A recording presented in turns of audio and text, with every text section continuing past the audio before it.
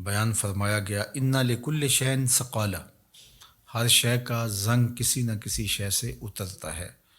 وَإِنَّ ثَقَالَةَ الْقُلُوبِ ذکر اللہ، اور دلوں کا زنگ اللہ کے ذکر سے اترتا ہے۔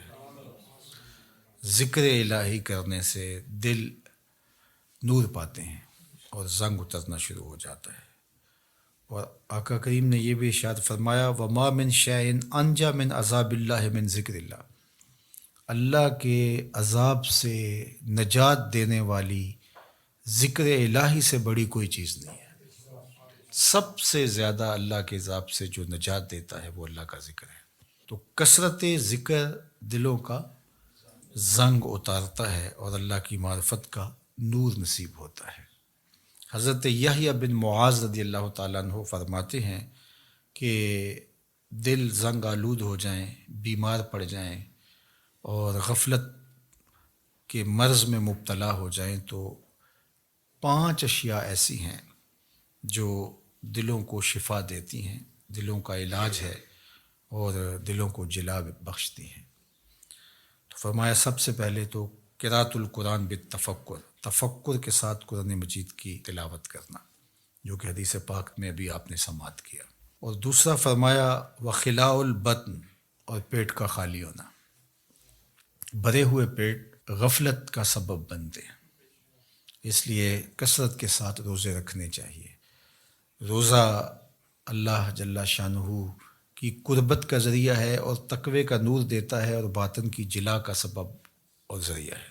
تیسری بات فرمائی وقیام اللیل، راتوں کو قیام کرنا، جب دنیا سو جائے مصلی بچھا لے اور اللہ کے حضور آہوزاری کریں اور اللہ کے حضور سجدہ ریزیاں کریں، قیام اور رکوع سے اپنے روٹھے ہوئے رب کو منائیں۔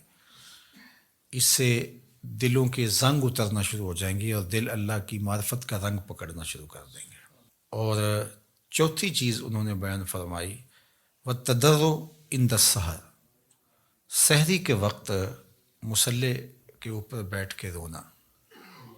سحری کے وقت مصلی بچھا لیں اور اللہ کے حضور آہوزاری کریں، قیام میں رونا، سجدوں میں رونا، رکوع میں رونا، دعاؤں میں آہوزاری کرنا، مصلی بچھا کے اس پہ بیٹھ کے دعائیں کرنا، اللہ کے حضور تضرع کرنا، اللہ کے حضور زاری کرنا۔ اور یہ اس قدر مفید ہے دلوں کی جلا کے لیے، باطن کی ستھرائی کے لیے، روحوں کی پاکیزگی اور عفت کے لیے اور من کی روشنی کے لیے کہ یہ تجربہ آپ کر کے دیکھیں کہ آپ سحری کے وقت اٹھ جائیں اور اللہ کے حضور سجدہ ریز ہوں، اور وہ وقت ہی ایسا ہوتا ہے کہ جب آپ وضو کر کے مصلی پہ آتے ہیں تو خود بخود آنسو ڈھلنے لگ جاتے ہیں۔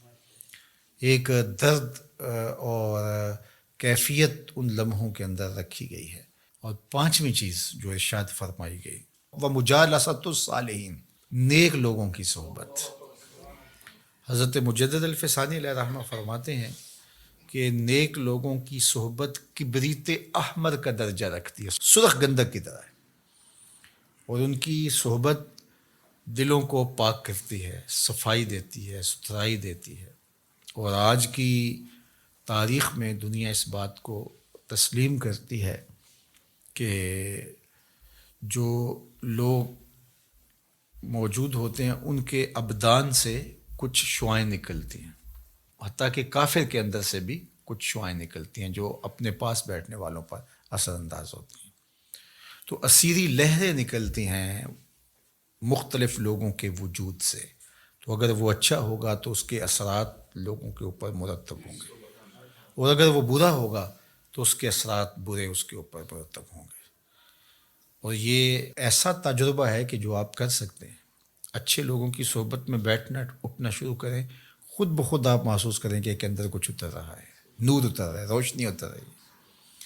اچھے لوگوں کی صحبت میں بیٹھ کر رغبت دنیا کم ہوتی ہے، رغبت آخرت بڑھ جاتی ہے، انسان اپنا محاسبہ کرنے لگ جاتا ہے، نیکی کی طرف اس کے قدم اٹھنے لگ جاتے ہیں، برائی سے رکنا شروع کر دیتا ہے۔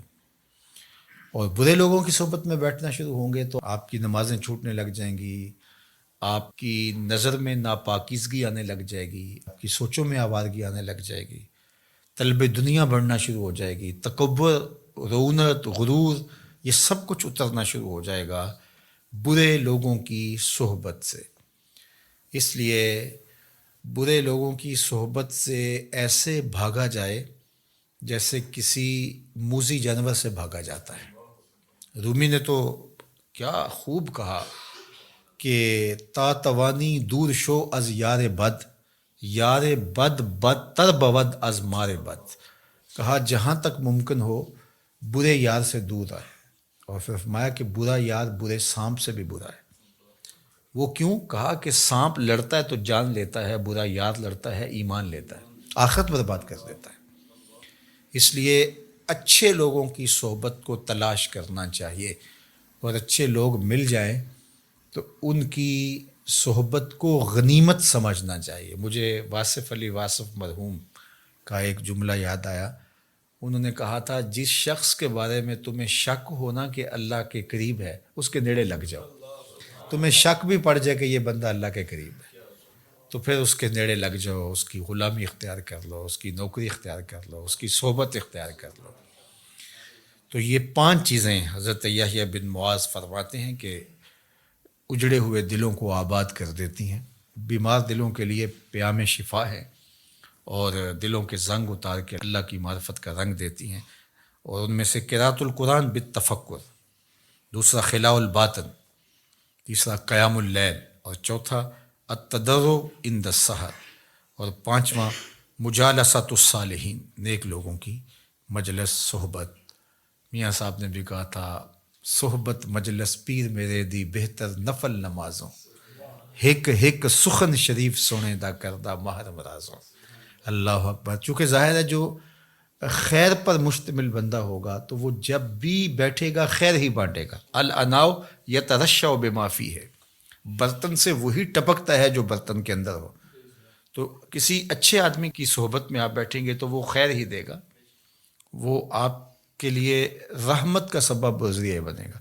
اور برا آدمی چونکہ اس کے اندر ہی شر ہے، اس کے اندر ہی برائی ہے، تو وہ خیر دے ہی نہیں سکتا چونکہ اس کے اندر ہے ہی نہیں، تو اس کے اثرات ضرور مرتب ہوں گے۔ اور اللہ کے محبوب علیہ السلام نے اچھے جلیس اور برے جلیس کی مثال دی کہ جو اچھا جلیس ہے، فرمایا اس کی مثال عطر بیچنے والے کی ہے، یا تو وہ آپ کو تحفہ دے دے گا، جس طرح کہ عطر بیچنے والوں کی عادت ہوتی ہے کہ وہ تحفہ دیتے ہیں، یا پھر اس سے آپ خرید لیں گے، آپ کو عطر اچھا لگے گا، انسانی طبع کو خوشگوار لگتا ہے تو آپ کہیں گے کہ یہ مجھے دے دیجئے۔ اور تیسری بات فرمائی کہ اگر نہ وہ تمہیں ہدیہ کرے اور نہ تم خرید سکو تو جب تک اس کے پاس بیٹھے رہو گی خوشبو آتی رہے گی۔ اور برے جلیس کی مثال فرمائی کہ وہ بھٹی دھونکنے والے کی ہے، یا تو کوئی چنگاری اڑے گی اور تمہارے کپڑوں پہ پڑے گی اور ان کو جلا کے خاکستر کر دے گی، اور اگر ایسا نہیں ہے تو جب تک بیٹھے رہو گے تمہیں اس کی بدبو سے اور تعفن سے تکلیف پہنچتی رہے گی، اور اس کے دھوئیں سے تمہیں اذیت پہنچتی رہے گی۔ اب تمہارا انتخاب ہے کہ تم اچھے لوگوں کی صحبت میں بیٹھتے ہو یا برے لوگوں کی صحبت میں بیٹھتے ہو۔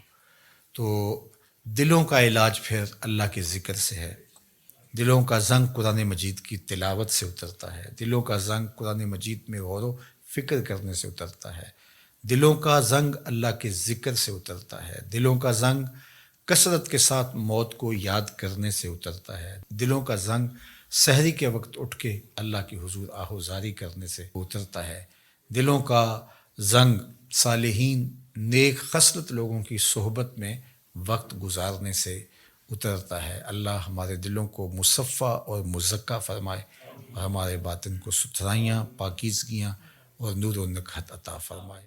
الحمد لولیہ والصلاة والسلام علی نبیہ وآلہ وصحبہ وبارک وسلم۔ قال اللہ تعالی وتبارک فی القرآن المجید والفرقان الحمید فی شان حبیبہ مخبرا وآمرا ان اللہ وملائکتہ یصلون علی النبی یا ایہا الذین آمنوا صلوا علیہ وسلموا تسلیما۔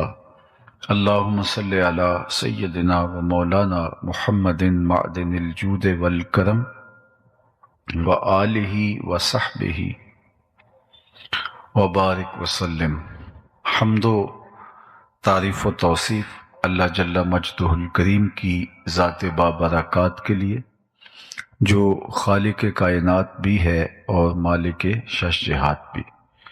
اللہ جل وعلا کی حمد و ثنا کے بعد رسول رحمت، شفیع معظم، نبی محتشم، حضور ختم المرتبت صلی اللہ علیہ وآلہ وسلم کے حضور ناز میں اپنی عقیدتوں، ارادتوں اور محبتوں کا خراج پیش کرنے کے بعد واجب الاحترام، ذوی الاحتشام، عالی مرتبت، ذی وقار علماء کرام، مشائخ عظام، سادات کرام، حضرات سامعین و حاضرین، السلام علیکم ورحمۃ اللہ وبرکاتہ۔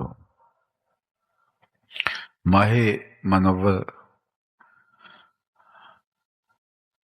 ربیع الاول شریف اپنی تمام توانائیوں کے ساتھ جلوہ ساماں ہے۔ میں اور آپ اس ماہ نور میں اپنے آقا و مولا حضور ختم المرتبت صلی اللہ علیہ وآلہ وسلم کہ حضور اپنی عقیدتوں، ارادتوں اور محبتوں کا خراج پیش کرتے ہیں۔ آپ کے شہر میں کئی ایک اجتماعات منعقد ہوئے، حضور کے ذکر کا چراغاں ہوا، اہل علم نے آپ اس عنوان سے بہت کچھ عطا فرمایا۔ آج میری اور آپ کی خوش بختی ہے کہ ہم ایک بار پھر اپنے آقا و مولا حضور نبی رحمت صلی اللہ علیہ وآلہ وسلم کے ذکر جاں کے لیے، ذکر دل فریب کے لیے، ذکر روح پرور کے لیے یہاں وقت نکال کر بیٹھنے کی سعادت پا رہے ہیں۔ اللہ تعالیٰ میری اور آپ کی حاضری کا ایک ایک لمحہ اپنی بارگاہ میں قبول فرمائے۔ حضور کا تذکرہ رحمت اہل ایمان کے لیے قلبی تسکین، روحانی فرحت اور بشاشت کا سبب اور ذریعہ ہے۔ جب کسی کے لبوں پہ حضور کے نام کا چراغاں ہوتا ہے تو اس کی ٹھنڈک روحوں تک اترتی ہے اور جی چاہتا ہے کہ آقا کریم کے تذکرے کی خوشبوئیں مہکتی رہیں، دلوں کو سرشاری میسر آتی رہے اور روحوں کو تازگی نصیب ہوتی رہے۔ اور یہ ذکر اس مہینے پر موقوف نہیں ہے، ماہ ربیع الاول سے پہلے بھی یہ ذکر جاری تھا، اس مہینے کے بعد بھی یہ ذکر جاری رہے گا، بلکہ یہ ذکر حضور کی آمد سے پہلے بھی جاری تھا اور قیامت تک جاری رہے گا، بلکہ بروز قیامت دنیا حضور کی عظمتوں کو دیکھ رہی ہوگی۔ میرے امام نے کہا تھا، فقط اتنا سبب ہے انعقاد بزم محشر کا، ان کی شان محبوبی دکھائی جانے والی ہے۔ وہ منظر کتنا عالی شان ہوگا جب اللہ کی مخلوق در بدر گھومتی ہوئی واپس آ کے کھڑی ہوگی تو حضور جلوہ گر ہوں گے اور فرمائیں گے، آنا لہا، آؤ میں تمہارے لیے ہی آیا ہوں۔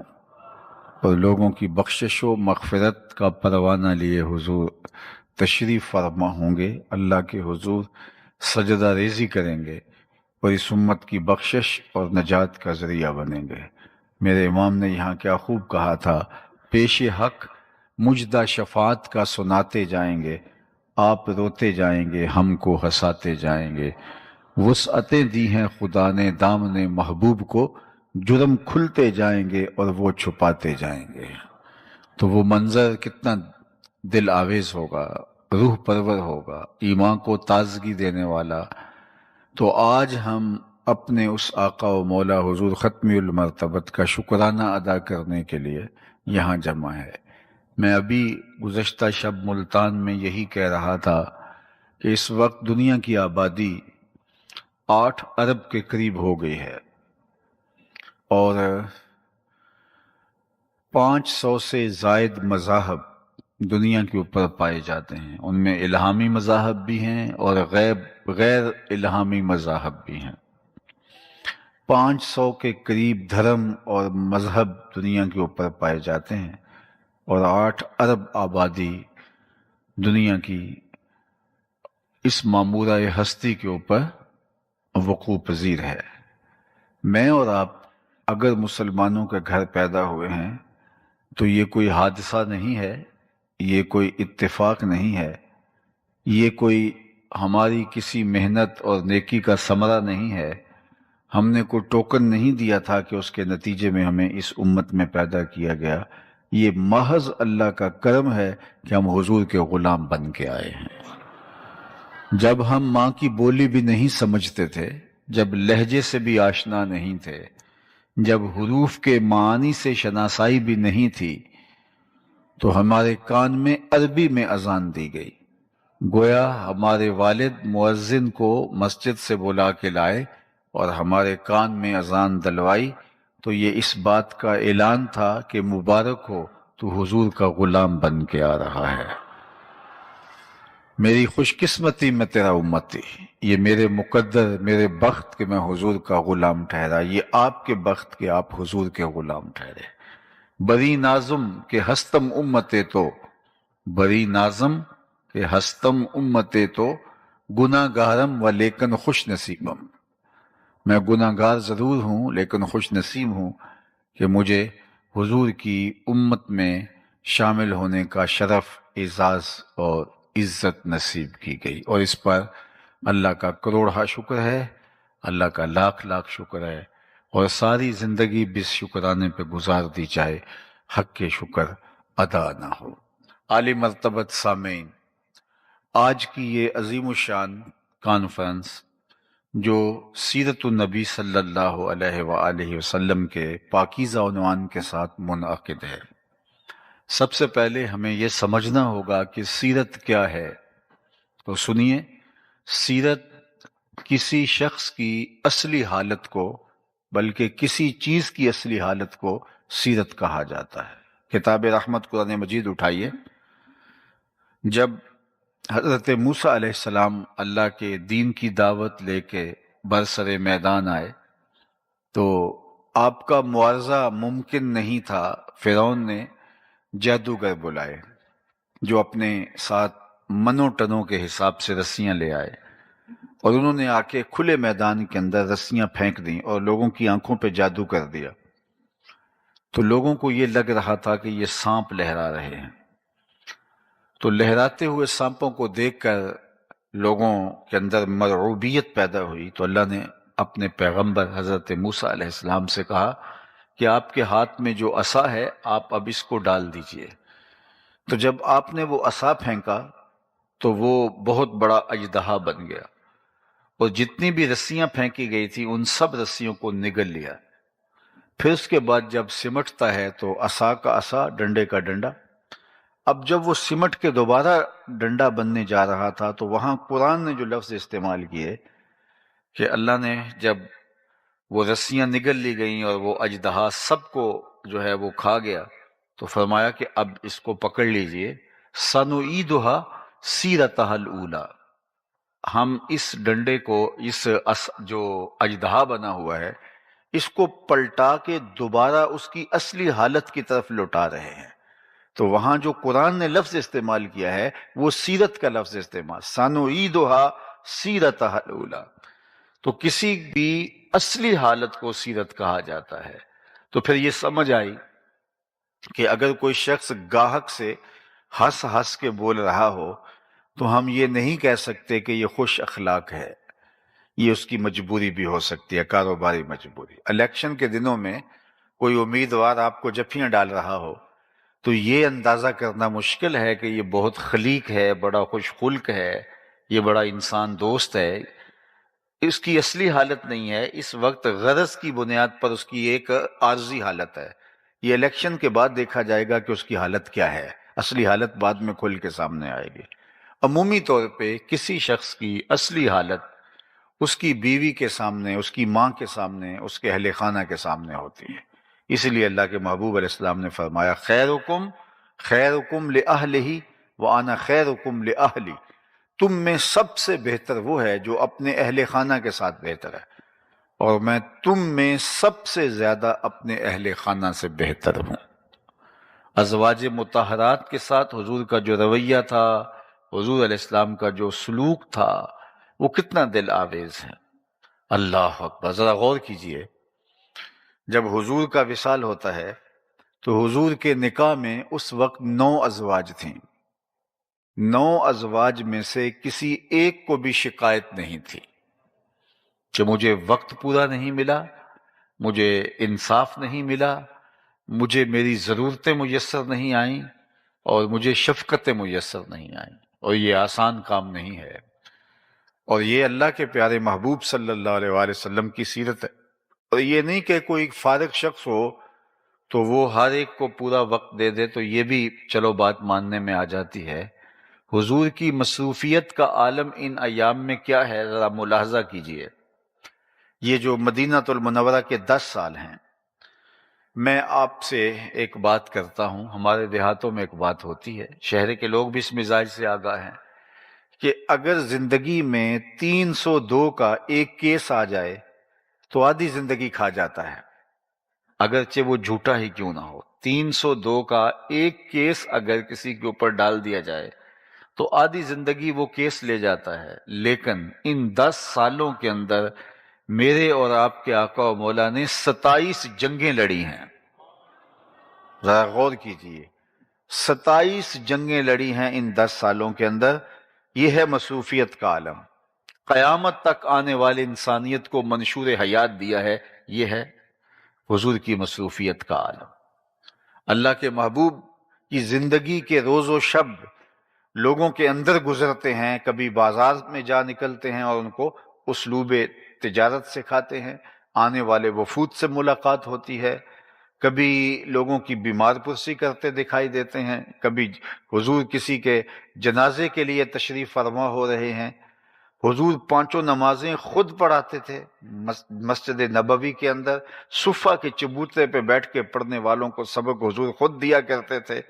اللہ کے محبوب نے اسفار بھی کیے ہیں، خطوط بھی لکھے ہیں، خطوط لکھوائے ہیں، وفود بھیجے ہیں۔ اللہ کے محبوب نے مختلف لوگوں کی حوصلہ افزائی کی ہے، اچھائی کی ترغیب دی ہے، برائی سے عملاً منع کیا ہے۔ یہ حضور کی زندگی کے روز و شب ہیں، اور سارا دن یوں گزرتا ہے، اور جب رات گہری ہوتی ہے تو حضور مصلی پہ کھڑے ہو جاتے ہیں، حتیٰ تتورم قدماہ، یہاں تک کہ مبارک قدم جو ہیں ان میں ورم آ جاتا ہے، اور میرا رب رب ہو کے کہتا ہے، اے چادر اوڑھنے والے، ساری رات جاگا نہ کر، کبھی سو بھی لیا کر۔ یہ ہے حضور کی زندگی کے روز و شب۔ کسی نے ٹائم مینجمنٹ سیکھنی ہو تو وہ اللہ کے رسول سے سیکھے۔ آج کی تاریخ میں سب سے زیادہ جن چیزوں کو اہمیت دی جا رہی ہے اور جس پہ زیادہ تحقیق اور ریسرچ چل رہی ہے، ان میں سے ایک چیز ٹائم مینجمنٹ ہے۔ لوگوں کے پاس وقت سکڑ گیا ہے، کام زیادہ ہو گئے، تو لوگ یہ پوچھتے ہیں کہ تھوڑے وقت کے اندر زیادہ کام کیسے کریں۔ تو اب حضور کی زندگی کے 10 برس دیکھ لیں، 27 جنگیں بھی ہیں، اور لوگوں کو اسلوب زندگی بھی سکھایا۔ اللہ کے محبوب نے صفہ کے چبوترے پہ بیٹھ کے پڑھنے والے تمام صحابہ کو قیامت تک آنے والے مسائل کا حل بھی دیا۔ گھر میں ام المومنین کو جو ہے وہ تمام خواتین کے مسائل بھی سکھائے، اور آقا کریم علیہ السلام نے آنے والے وفود سے ملاقات بھی کی، اور 9 ازواج میں سے کسی ایک خاتون کو بھی شکایت نہیں ہے کہ مجھے وقت پورا نہیں ملا ہے۔ اللہ اکبر۔ تو یہ حضور کی زندگی ہے، تو ٹائم مینجمنٹ حضور سے سیکھیں۔ اور آج لوگ کہتے ہیں کہ وقت بچانے کا بہترین طریقہ یہ ہے کہ آپ اپنے ضروری کام خود کریں، اس سے بہت سارا وقت بچتا ہے، اور یہ آپ حضور کی سیرت سے سیکھ سکتے ہیں۔ اللہ کے محبوب علیہ السلام ایک سفر میں ہیں، تو ایک جگہ پہ پڑاؤ کیا، تو کوئی چولہا سیدھا کرنے لگا، کوئی گوشت کاٹنے لگا، کوئی اور ضرورت کے لیے کھانے کی تیاری میں لگ گیا۔ تو آقا کریم بھی ایک سمت چل دیے۔ تو صحابہ نے کہا، حضور آپ کہاں تشریف لے جا رہے ہیں؟ فرمایا، علیہ جمع الحطب، میں لکڑیاں جمع کر کے لاتا ہوں۔ تو لوگوں نے کہا، حضور ہم خادم ہیں، ہم کس لیے؟ تو فرمایا، کہ میں یہ پسند نہیں کرتا کہ لوگ کام کریں اور میں معتبر بن کے بیٹھا رہوں۔ اللہ اکبر۔ ہمارے تو خادم صاحب یہ ٹشو کا ڈبہ بھی پاس لے کے کھڑے ہوتے ہیں کہ ہمارے لیڈر ٹشو بھی خود نکال نہیں پاتے، تو کیا انہوں نے امت سازی کا عمل کرنا ہے؟ جو گلاس میں پانی خود نہ ڈال سکیں، جو ٹشو نہ اٹھا سکیں، تو وہ کس طرح امت سازی کا عمل کریں گے؟ حضور نے فرمایا علیہ جمع الحطب، میرے اوپر لکڑیاں جمع کرنا ہے، اور حضور لکڑیاں جمع کر کے لائے تاکہ ان کاموں کے اندر میرا بھی برابر کا حصہ ہو۔ غزوہ خندق کے موقع پر آپ جانتے ہیں کہ کیا حال ہوا؟ بھوک کی شدت ہے، اور شدت کی وجہ سے انہوں نے اپنے اپنے پیٹ پہ پتھر باندھے ہوئے تھے، اور جب برداشت سے کام باہر ہونے لگا تو کچھ لوگ حضور کے پاس آئے اور شکایت کی کہ حضور اب تو بھوک کی اتنی شدت ہے، دیکھیے پیٹ کے اوپر پتھر باندھ لیے ہیں، اب تو جو ہے وہ کام نہیں ہو پا رہا۔ تو حضور نے ان کو کوئی تسلی آمیز صرف لفظ دینے کی بجائے اپنے پیٹ سے کپڑا اٹھایا، تو لوگوں نے دیکھا کہ حضور کے پیٹ پہ دو دو پتھر بندھے ہوئے تھے۔ اگر ان کے پیٹ پہ ایک پتھر بندھا ہے تو حضور کے بطن اقدس کے اوپر دو پتھر بندھے ہوئے تھے۔ تو پھر انہوں نے جو جذبہ اور جوش کے ساتھ میدان عمل کے اندر جو ہے وہ کود کے نعرہ لگایا، وہ یہ تھا نحن الذین بایعوا محمدا، ہم وہ ہیں جن کا پیر یہ ہے، ہم وہ ہیں جن کا مرشد گرامی یہ، ہم وہ ہیں جنہوں نے حضور کے ہاتھ پہ بیعت کی ہے۔ پھر وہ پوری ہمت کے ساتھ، توانائی کے ساتھ میدان عمل میں موجود پائے گئے، اور پھر حالات کے رخ کو پلٹ کے رکھ دیا۔ تو یہ حضور کی سیرت طیبہ ہے۔ حضور اپنے کام خود کرتے تھے، اپنی ضرورتوں کی تکمیل خود کرتے تھے، گھر جاتے تھے تو گھر والوں کے ساتھ حضور علیہ السلام جو ہے وہ کام کاج میں مدد کرواتے تھے۔ آج تو ہماری تاریخ کے اندر کوئی ہی مرد ہوگا جو اپنے اہل خانہ کے ساتھ جا کے ہاتھ بٹاتا ہوگا۔ بعض اوقات ہم میاں بیوی اکٹھے باہر سے کسی سفر سے آ رہے ہوتے ہیں تو طاقتور مرد ہوتا ہے، خاتون کمزور ہوتی ہے، لیکن گھر جا کے مرد جا کے لیٹ جاتا ہے اور عورت کچن میں چلی جاتی ہے، اور مرد کو کبھی خیال نہیں آیا کہ دونوں میں سے کمزور وہ ہے، اور ایک جیسا سفر ہم کاٹ کے ہیں، زیادہ تھکن اس کو آئی ہوگی، لیکن میں اب اس کو مزید کام پہ لگا رہا ہوں اور خود میں لیٹ گیا ہوں اور جو ہے وہ خود استراحت کرنے لگا ہوں۔ تو آج شاید کوئی مرد ہوں گے کچھ لوگ، لیکن تھوڑے مرد ہیں جو اپنی خواتین کے ساتھ باقاعدہ ہاتھ بٹاتے ہیں۔ لیکن میرے اور آپ کے آقا و مولا حضور ختمی المرتبت، ہماری جانیں ان پہ قربان، ہمارے ماں باپ ان پہ قربان، ہماری اولادیں ان پہ قربان، آقا کریم کونین کے مالک ہو کے گھریلو خواتین کے ساتھ ان کی مدد کروایا کرتے تھے۔ گھر کے کام کاج حضور اپنے ہاتھ سے فرما لیا کرتے تھے۔ یہ حضور کا طریق تھا، یہ حضور کا انداز تھا۔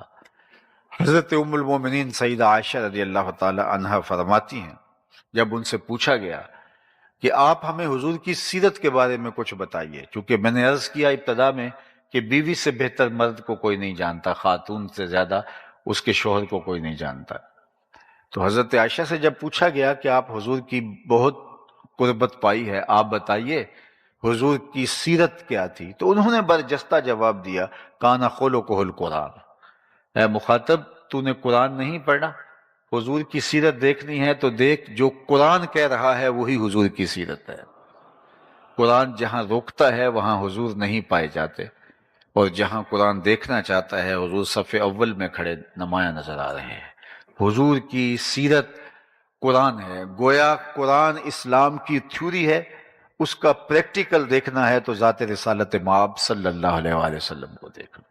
اور خواتین کے ساتھ شفقت کا عالم یہ ہے، حضور نے ازواج مطہرات کو لاڈ سے کچھ ناموں سے پکارنے کا مزاج رکھا ہوا تھا۔ ام المومنین کو حضور حمیرہ کہہ کے پکارتے تھے۔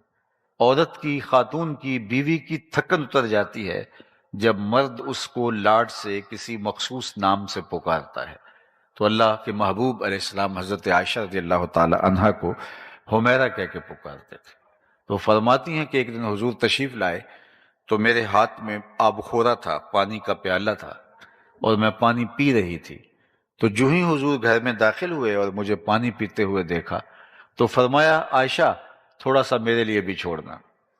تو فرماتی ہیں کہ میں نے پانی چھوڑ دیا، حضور نے میرے ہاتھ سے آب خورا لے لیا اور پھر پانی پینے لگے تو رک گئے.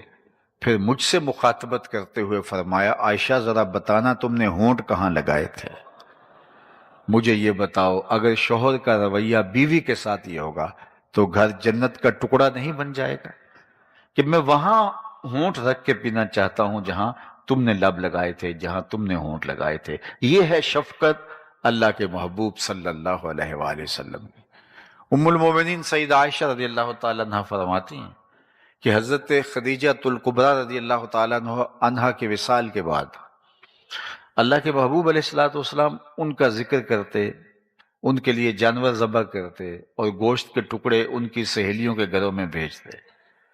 تو ایک دن مجھ سے نہ رہا گیا تو میں نے کہہ دیا، چونکہ میرا ان سے جو رشتہ تھا، میں نے کہا حضور اللہ نے آپ کو بہتر ازواج عطا کر دی، آپ اس خاتون کا ذکر نہیں چھوڑتے بڑھاپے کی وجہ سے جس کے ہونٹوں کے گوشے رنگ بدل گئے تھے. تو آقا کریم علیہ الصلوۃ والسلام نے فرمایا عائشہ مجھے خدیجہ کے بارے تکلیف نہ دینا، جب پورے مکے نے میرا انکار کیا تھا اس نے میرا اقرار کیا تھا. اور فرمایا میں اس کو کبھی نہیں اس کا ذکر کبھی نہیں چھوڑ سکتا. فرماتے ہیں پھر اس کے بعد میں نے کبھی بات نہیں کی. تو یہ تھا حضور کا خلق، یہ تھا حضور کا کردار اور ازواج کے ساتھ حضور کا رویہ. بلکہ حضرت خدیجہ الکبریٰ رضی اللہ تعالی عنہا سے ہی حضور کی سیرت سن لیجئے. اور یہ اعلان نبوت سے قبل کی سیرت ہے جو ام المومنین بیان کر رہی ہیں. جب پہلی وحی نازل ہوئی حضور کے قلب اطہر پر تو قرآن تو پہاڑوں پہ بھی نازل ہوتا تو وہ بھی ریزہ ریزہ ہو جاتے. یہ تو حضور کا دل تھا، قلب اطہر تھا جو سہار گیا اس وحی کو، لیکن اس کا ایک احساس تھا جو حضور پا رہے تھے اور حضور کو سردی کی فیلنگ آ رہی تھی. تو پہلی وحی کے بعد جب حضور گھر آئے تو فرمایا یا خدیجہ زملونی، مجھے چادر اوڑا دو، مجھے سردی لگ رہی ہے. اور فرمایا مجھے اندیشہ جاں ہے. وہ ایک کیفیت تھی حضور کے اوپر. تو ام المومنین نے حضور کو تسلی دیتے ہوئے فرمایا کہ آپ پریشان نہیں ہوں گے. کلا واللہ لا یخزیک اللہ ابدا، آپ کا رب آپ کو کبھی بھی بے آبرو نہیں ہونے دے گا. آپ کا رب آپ کو کبھی بھی پریشان نہیں ہونے دے گا، آپ کی عزت پہ حرف نہیں آنے دے گا. کیوں؟ ذرا سنیے، یہ حضور کی سیرت ہے جو برجستہ ام المومنین نے بیان کی ہے. حضور آج نبوت کا بتا رہے ہیں، آج پہلی وحی نازل ہو رہی ہے، لیکن ام المومنین حضور کا کردار بتا رہی ہیں. کلا واللہ لا یخزیک اللہ ابدا انک لتصل الرحم وتحمل الکلہ وتکسب المعدوم وتقری الضیف وتصدق الحدیث وتعین علی نوائب الحق. یہ ام المومنین کے لفظ ہیں کہ آپ کا رب آپ کو کبھی بھی تنہا نہیں چھوڑے گا، پریشان نہیں ہونے دے گا، آپ کی آبرو پہ حرف نہیں آنے دے گا. کیوں؟ انک لتصل الرحم، آپ صلہ رحمی کرتے ہیں، رشتہ داروں کے ساتھ سلوک اچھا کرتے ہیں. اللہ اکبر. جو یہ چاہے کہ اس کی عمر میں برکت ہو اور اس کے رزق میں برکت ہو، وہ رشتہ داروں کے ساتھ سلوک اچھا کرے. رشتہ داروں کے ساتھ اچھا سلوک کرنے سے رزق میں برکت پیدا ہوتی ہے اور عمر میں اضافہ ہوتا ہے. بعض لوگ کہتے ہیں ہم تو اچھا کرتے ہیں لیکن وہ اچھا نہیں کرتے تو پھر ہم بھی پیچھے ہٹ گئے ہیں. کوئی ایک قدم پیچھے ہٹے گا تو ہم 10 قدم پیچھے ہٹیں گے، تو یہ تو کوئی کمال نہ ہوا. اگر کسی نے اچھا سلوک کیا اس کے بدلے میں ہم نے آگے سے اچھا سلوک کیا تو یہ تو کوئی بڑی بات نہیں ہے. یہ تو کوئی بھی کرے تو اس کے ساتھ اچھا سلوک کیا جاتا ہے. کوئی برا سلوک کرے پھر بھی اچھائی کرنا اس کے ساتھ کمال یہ ہے. یہ ہے آپ کا اور میرا حوصلہ کہ ہم اس کے ساتھ کیا سلوک کرتے ہیں. رشتہ داروں کے کھردرے رویے کے باوجود، ان کے نامناسب سلوک کے باوجود ان کے ساتھ اچھا سلوک کرنا. آپ اگر مجھے پوچھیں بہترین صدقہ کون سا ہے تو بہترین صدقے کی مختلف صورتیں ہیں. ان میں سے ایک صورت بہترین صدقے کی یہ ہے، افضل ترین جو صدقات ہیں ان میں سے ایک صورت یہ ہے کہ نادار ناراض رشتہ دار کو صدقہ دیا جائے. یعنی آپ کا رشتہ دار جو آپ کا مخالف ہے، کسی وجہ سے کمزور ہو گیا، تو اس کو جو صدقہ دیا جائے گا، اس کی جو مدد کی جائے گی، وہ افضل صدقوں میں شمار ہوگی. کیوں؟ اس لیے کہ نفس اس کا طالب نہیں ہوگا اور نفس کبھی اس کو پسند نہیں کرے گا کہ یہ تو ساری زندگی ہمیں توڑنے میں لگا رہا، آج اگر یہ کمزور ہوا ہے تو اس کو اور دبا دیا جائے. تو وہ صدقہ نفس اس کی مخالفت کرے گا، اور نفس کی مخالفت کے باوجود غریب رشتہ دار کو جو نادار ہو گیا ہے، ضرورت مند ہو گیا ہے، اس کو کھڑا کرنا، وہ گر گیا ہے اس کو اٹھانا، اس کی ضرورت کو پورا کرنا، یہ افضل صدقات میں سے صدقہ قرار دیا گیا ہے۔ تو آئیے میں اور آپ رشتہ داروں کے ساتھ اچھا سلوک کر کے حضور علیہ الصلوۃ والسلام کی سیرت اپنی زندگی کا حصہ بنائیں۔ مجھے بتائیے، آپ کی برادری نے، قریش کے لوگوں نے آپ کے ساتھ مکے میں کیا سلوک کیا تھا؟ اس قدر عجیب سلوک کیا کہ اللہ کے محبوب علیہ السلام کو شہر مکہ چھوڑنا پڑا اور مدینہ المنورہ کی جانب ہجرت فرما گئے۔ وہ اپنے گھر کا کوڑا لا کے حضور کے گھر کے سامنے ڈال دیتے۔ عقبہ بن ابی معیط نے حضور کے گلے میں کپڑا ڈال کے تو دیے۔ حضور سجدہ ریز تھے تو حضور کے اوپر اوجریاں ڈالی گئیں۔ کیا کیا اذیتیں حضور کو نہیں پہنچائی گئیں۔ لیکن آج سن 8 ہجری کو اللہ کے محبوب فاتح بن کے دوبارہ مکے آتے ہیں تو یہ سارے سرداران قریش یہ تھر تھر کانپ رہے تھے اور انہیں لگتا تھا آج گردنیں اتریں گی۔ تو آقا کریم نے سب کو بلایا اور بلا کے کہا کہ بتاؤ میں تمہارے ساتھ کیا سلوک کروں۔ تو ان کو یہ تھا گردنیں اتریں گی، لیکن یہ لجاجت سے کہنے لگے آپ کریم باپ کے کریم بیٹے ہیں، ہم آپ سے خیر کی توقع رکھتے ہیں۔ اور انہیں یہ تھا کہ چلو گردنیں اترنے سے بچ جائیں، شہر بدر تو کیا ہی جائے گا، ہمیں شہر سے تو نکال ہی دیا جائے گا، لیکن کم از کم جان بخشی ہو جائے۔ لیکن ان کی آنکھیں پھٹی کی پھٹی رہ گئیں اور ان کی حیرانی کی انتہا نہ رہی جب انہوں نے کہا آپ کریم باپ کے کریم بیٹے ہیں، ہم آپ سے خیر کی توقع رکھتے ہیں۔ تو آقا کریم نے فرمایا اذهبوا انتم الطلقاء، جاؤ تم سب آزاد ہو، آج میں تم سے وہی کہوں گا جو میرے بھائی یوسف نے اپنے بھائیوں سے کہا تھا، علیکم الیوم، آج تم سے کوئی مواخذہ نہیں ہوگا۔ وہ جان کے دشمن، اللہ اکبر، جنہوں نے حضور کو اذیتیں پہنچائی تھی صرف چند ایک کے علاوہ، اور وہ بھی انتہائی بدترین لوگ تھے جن کے قتل کا حضور نے حکم دیا، باقی سب لوگوں کو حضور نے معاف فرما دیا۔ یہ تھا حضور کا سلوک، یہ تھا حضور کا رویہ، یہ تھا حضور کا طرز معاشرت۔ میں اور آپ اپنے آپ کو نرم دل بنائیں، اپنے دلوں کے اندر ایک دوسرے کے لیے رقت پیدا کریں، نرمی پیدا کریں۔ ہر وقت جو ہے وہ غصے میں بھرے رہنا، ہر وقت تلے رہنا لڑنے پر، یہ کوئی بڑی بات نہیں ہے۔ حضور علیہ السلام کی سیرت کا جو عکس ہمارے سامنے آتا ہے وہ شفقتوں کا ہے، محبتوں کا ہے، وہ صلہ رحمی کا ہے، حسن سلوک کا ہے۔ حضور سے زیادہ کوئی مسکرانے والا نہیں تھا۔ حضور کے رویے دل آویز تھے اور لوگوں کو مو لیتے تھے۔ اللہ اکبر، ہمیں وہی کردار اپنی زندگیوں میں لانا ہے۔ بعض ہنگامی مواقع پہ، بعض جنگی صورتوں میں سختی کا فرمانا وہ ایک الگ امر ہے، لیکن عمومی رویہ حضور کی سیرت کا جو نمایاں عکس ہے وہ شفقت والا اور محبت والا جو ہے وہ عکس ہے، اور ہمیں وہی اپنی زندگی کے اندر اتارنا چاہیے۔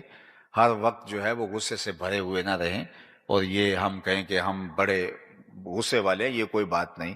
حضور خلیق تھے، حضور نرم دل تھے۔ اللہ نے خود قرآن میں فرمایا لو کنت فظا غلیظ القلب لانفضوا من حولک، اے محبوب اگر تو سخت مزاج ہوتا، ترشرو ہوتا، تو اتنے لوگ آپ کے گرد کبھی بھی جمع نہ ہو پاتے۔ یہ لوگوں کا ہجوم جو آپ کے گرد جمع ہوا ہے یہ آپ کی شفقتوں اور آپ کی رحمتوں کا نتیجہ ہے، اور اللہ نے اپنے محبوب کو رحمت للعالمین بنا کر مبعوث فرمایا تھا۔ انک لتصل الرحم، آپ صلہ رحمی کرتے ہیں۔ دوسری بات جو ام المومنین نے بیان فرمائی وہ یہ تھی وتحمل الکلہ، جس کا کوئی بوجھ اٹھانے والا نہیں، حضور آپ اس کا بوجھ اٹھاتے ہیں۔ وتکسب المعدوم، اور جس کا کوئی کمائی کرنے والا نہیں اس کی ضرورت کو آپ پورا کرتے ہیں۔ اپنے لیے کمانا یہ بڑی بات نہیں ہے، اوروں کے لیے کمانا۔ اپنے لیے جینا یہ بڑی بات نہیں ہے، اوروں کے لیے جینا۔ آپ نے کبھی درختوں کو دیکھا ہوگا اپنی چھاؤں میں خود نہیں بیٹھتے، درخت اپنا پھل اوروں کو دان کرتے ہیں، اپنا پھل کبھی خود نہیں کھاتے۔ اور اسی طرح آپ نے جانوروں کو دیکھا ہوگا کہ وہ اپنا دودھ خود نہیں پیتے، اپنا دودھ اوروں کو دان کرتے ہیں، اوروں کی ضرورتوں کو پورا کرتے ہیں۔ جو اوروں کی ضرورتوں کو پورا کرتا ہے وہ نافع وجود اللہ اس کو دیر تک باقی رکھتا ہے، اور جو اوروں کی ضرورتوں کی تکمیل نہیں کرتا، اپنی زندگی جیتا ہے